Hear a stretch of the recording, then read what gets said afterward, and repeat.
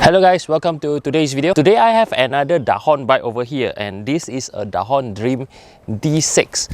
And before I start the video, this bike is sent over by PG Cycle Sport. They are a bicycle shop that located at Penang. And if you're looking for a folding bike, which I think is probably the best transport to go around Penang Island, they are the place to go. As usual, I'll break this video into a few parts, and first will be the frame set, second will be the group set, third wheel set, and then the finishing kit, and the last part of 3 things that I like and 3 things I don't like. Now, without further ado, let's go.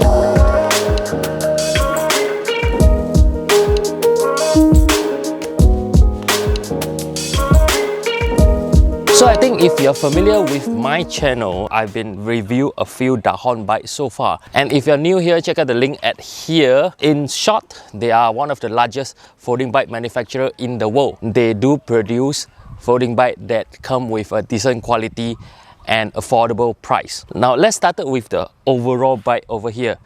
This Dahon D6, I would say it is one of the most affordable Dahon bike in the market. It costs around 1,200 to 1,500, depends on where you got it.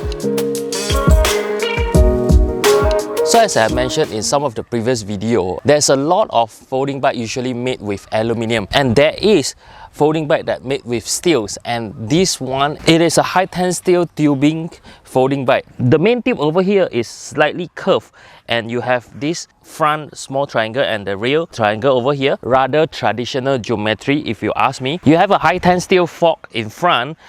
It is a V-brake bike front and back. So as you can see here, this is a 20-inch 406 folding bike. It's a traditional bifold. So you have your main hinge over here with a safety lock at here, and you can open up that hinge. Now in terms of mounting point, I can see it's lack of front brackets at the head tube. It is just a Dahon logo at the front. You have a rear rack mount over here. It does come together with the rear rack, and also I am pretty sure no one will say no to the paint job. You have Dahon logo over here, good looking red color paint job at here, yellow and orange highlight stripes at the tubing. This bike is actually engineered at United States of America, which this is where Dahon born. Now if you look into the detail, this bike looks rather dated if you are very familiar with folding bike world. The main hinge over here, it is actually rather old design. It doesn't add any stiffness to the hinge. It just merely work as a joint, and then that's it. The handlebar post, it is adjustable. There is a quick release system over here. Pretty basic. You can adjust the tightness, and then you can actually adjust your handlebar height. Even the handlebar post clamp itself are pretty basic. And again, this is the older design, and you can see it is quite bulky. In terms of welding, I would say as an entry-level folding bike here, it is acceptable, but it's not something that is very good looking lah.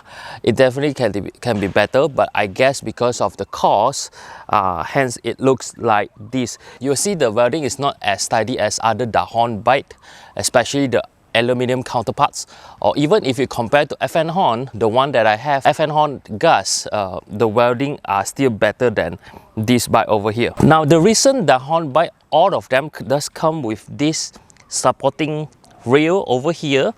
To be frank, I'm not very sure what is the purpose of it. It is flexible, by the way, so when you fold it down, it's actually bent. I guess it's kind of adds stiffness to the frame, which I think is good because the hinge itself are a weak point, and folding bike does come with a reputation with creaking when you try to push the bike limit. Now that's pretty much about the frame. So as you might already know, this is an entry-level bike, and I would already expect a lot of OEM parts when I get this bike, and this is where Dahon will be able to cut their costs down by getting a factory to produce part for them. So basically everything over here, from the shifter, the crankset, rear derailleur, cassette, your brake, everything are Dahon stamp. Is it usable? Of course it is. Bear in mind, this is an entry-level bike, and these bikes are meant for you to short commute. Maybe you want to go to your schools, riding around your university. This is the bike. And as an entry-level folding bike, you don't really need a branded group set. What you need is actually a reliable frame and components that don't give you any problem. The shifter over here, it is a grip shifter. This is kind of like an older design at today's age. You basically change your gear by twisting your grip here. The crankset, very simple, loose ball bearing, bottom brackets, and a very simple, more like a one-piece crankset that built with a very basic material. You have your chain guard that prevent your chain drop. At the back, you have a Dahon derailleur. This is a 6-speed bike, so the derailleur is a 6-speed derailleur. The cassette is a 6-speed freewheel system.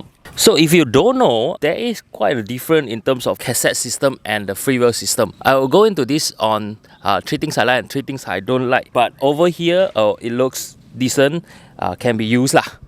The brake is just a silver, no brand V-brake. The brake lever also, there is no brand, it's plastic, it's not even aluminium. So yeah, now let's move on to the wheel set. So again, like I said, right, because this is a entry-level folding bike, you can get this around 1,000-ish. The wheel set are pretty basic. It does come with quite a bit of spokes.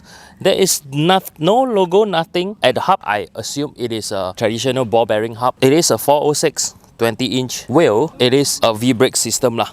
Let's check out what brand is the tire. Tire is actually Kenda K West, and the width is 1.5 inch. It is plushy enough to tackle most of the terrain, and also Kenda K West is actually an urban tires. It does have certain level of puncture protection, and it is tough enough for you to use as a daily commuter lah. There's nothing else about the wheel set, and one thing I realized about this wheel is it doesn't even come with a quick release skewers. This is quite a bummer because having a quick release doesn't add a lot of cost. It enables the rider to do their basic maintenance whenever needed. For example, if you get a puncture, you're basically done with your ride. You probably have to get a Grab and then send your bike to bike shop, or you will need to bring a wrench with you. And that's it pretty much about the wheel set. And let's go to the finishing kit, which is slightly more interesting about this bike. Now the finishing kit over here, the handlebar are a very basic aluminium handlebar. There is no quick release at the handle post, which means you can't really tilt your handlebar. As I mentioned, you can actually adjust the height of your handlebar with this quick release.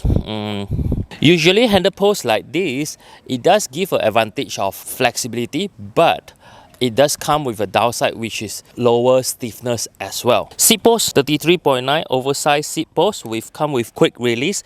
There's no marking, very generic saddle, come with a Dahon mark. The pedal is a Welgo foldable pedal. Now, while I say in terms of finishing kit, this bike does come with a bit more to say. This is because essential things as a commuter bike is there. You have a wrap around mudguard over here, the front until the end. You don't have to worry about any puddle or any wet road. You have a rear rack here. You can have a bungee and you can put on all your stuff when you need to. And then this bike does come with a kickstand as well. Again, this is the things that I always welcome, because with a kickstand, you will be able to stop and park your bicycle at anywhere that you want. Now, it is pretty straightforward bike. Again, like I say, now let's move on to 3 things I like and 3 things I don't like.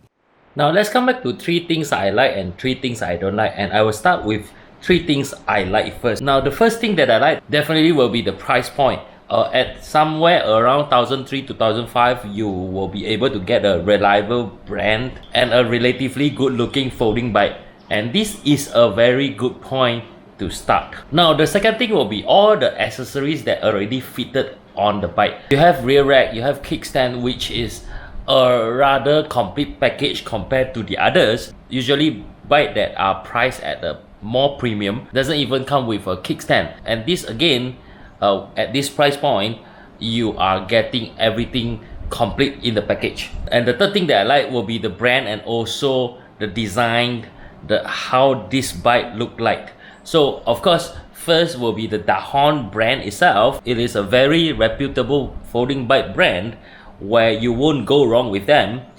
Plus, the design, the vintage ish design of this bike, it does looks really cool. I guess if you put in a little bit of cosmetic modification, it will looks really good. Now, 3 things that I don't like. The first one will be there is no quick release for the wheel set. It is not something very expensive to start with, and I think bike as this generation supposed to come with it. This will enable a rider easily fix punctures on the road compared to a nuts where you need to bring a wrench along. The second thing that I don't like will be the rather outdated specs for the group set and also the clamping design. So if, like I said, the clamping design are rather old. Gearing system is at 6 speed, which is kind of rare nowadays. So this is something you need to take notes if you to decide buying this bike. And the last point will be the weight of this bike. I didn't really weigh it